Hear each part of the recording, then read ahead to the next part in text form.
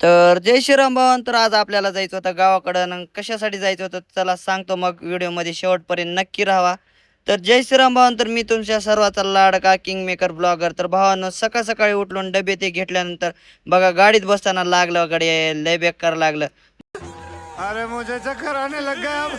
मग साईडवरचे डबे ते द्यायचे होते. मग काय जाताना ट्रॅक्टरच लागलं वाटत. मग डबे ते देऊन आलो बघा कॅम्पवर निघालो लातूरला. रोम रोम भाइयों, सिस्टम पार देंगे. मग जाताना बघा हे रस्त्यावर घर गाठ पडले. हा उगे ना हो माय. टेक्नोलॉजी. मग आलो लातूरच्या ऑफिसला काम ते केलं आणि तिथून जायचं होतं आपल्याला खाली सोनवती ऑफिसला. मग काय तिथून मटेरियल ते घेतलं. खाली जाताना बघा आपल्याला बाबूराव कवा नाक्याला गाठ पडले. बाबूरावची भेट ते घेतली. बाबूरावची भेट ते घेऊन थेट आलो बघा आपल्या सोनवतीला आल्यानंतर काय बघायला तर काय तर जेसीबी डायरेक्ट पुढचे टायर उचलायला माझ्या गाडीचे जेसीबी लोड करताना. मग तिथं आलो. तिथे थोड्या वेळ थांबलो. तिथं थोड्या वेळ थांबल्यानंतर जायचं होतं रिटर्न आपल्याला वलांडीला. येऊन काय पण इथं काम व्हायला नव्हतं.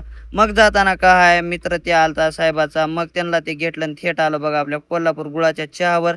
तिथं मस्तपैकी चहा ते घेतला आणि थेट आलो बघा निलंग्यामध्ये आलं तर काय शबनमच्या 2 आशिक थांबलते इथं. कशा आहेत अंकल ये कौन है? ये शबनम का आशिक है. शबनम ने इसे छोड़कर किसी और से शादी कर ली. मग शबनमच्या आशिकला सोडलं तिथंच आणि तिथून आलो बघा इच्छापूरच्या हनुमान मंदिराला. इथं आल्यानंतर काय इथं दर्शन ते घेतलं आणि दर्शन ते घेऊन बघा इथं घंटी बघायला तर काय इथं घंटी तर नव्हती काय. मग तिथून निघालो बघा थेट आपल्याला जायचं होतं परत लातूरला, कारण की थोडं मटेरियल ते आणायचं होतं परत राहील तर.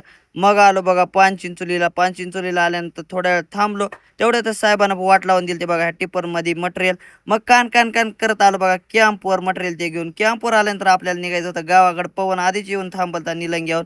मग काय मीन पवन निघाल बघा. मग आलो चाकूरच्या सुंदर दुकानामध्ये, सुंदर फुटवेअर्स मध्ये. मग काय तिथं पवनच्या आईला चप्पल ते घेतला आणि चप्पल ते घेऊन आलो बघा थेट गावामध्ये एकदा पवनला सोडलं घरी आणि घरी सोडून थेट आलो बघा आपल्या बंगल्यावर.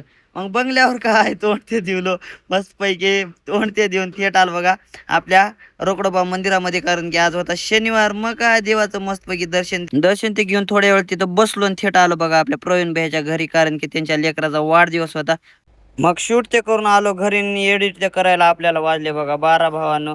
तर बघा किती मेहनत राहते एका एडिटरची. तर भावांनो तुम्हाला थोडा जरी व्हिडिओ आवडला असला तर लाईक शेअर सबस्क्राईब करायला विसरू नका. तर भेटूया नेक्स्ट ब्लॉगमध्ये. Bye bye.